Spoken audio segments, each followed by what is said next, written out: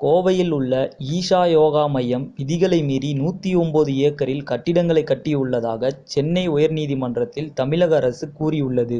ஆதியோகி சிவன் அமைத்ததற்கான ஆவணங்களை கேட்டுள்ளதாகவும் தமிழக அரசு தெரிவித்துள்ளது. கோவை வெள்ளையங்கிரி மலை அடிவாரத்தில் உள்ளது ஈஷா யோகா மையம்.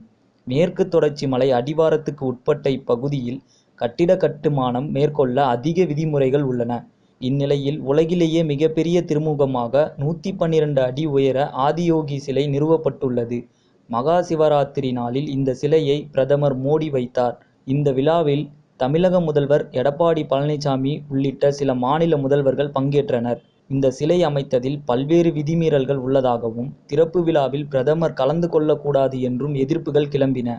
ஆனாலும் விழாவில் பிரதமர் பங்கேற்று ஆதியோகி சிலையை திறந்து வைத்தார். முன்னதாக கோவை மாவட்டம் வெள்ளையங்கிரி மலைவாழ் மக்கள் பாதுகாப்பு சங்க தலைவர் பி. முத்தம்மாள் சென்னை உயர்நீதிமன்றத்தில் வழக்கு தொடர்ந்துள்ளார். இக்கரை போலுவாம்பட்டி கிராமத்தில் 3 ஏக்கரில் 112 அடி உயரத்தில் ஆதியோகி சிலைக்காக விதிகளை மீறி கட்டுமான பணிகள் நடக்கின்றன.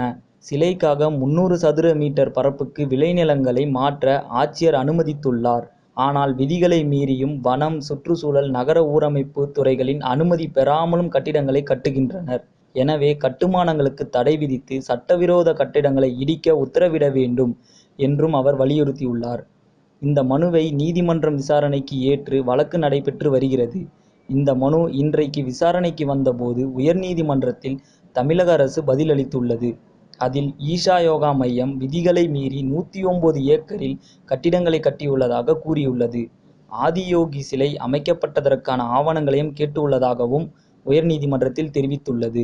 சினிமா மற்றும் அரசியல் செய்திகளை உடனுக்குடன் தெரிந்து கொள்ள subscribe to today cinema. Today cinema நேயர்களுக்கு நன்றி, வணக்கம். Please subscribe to today cinema.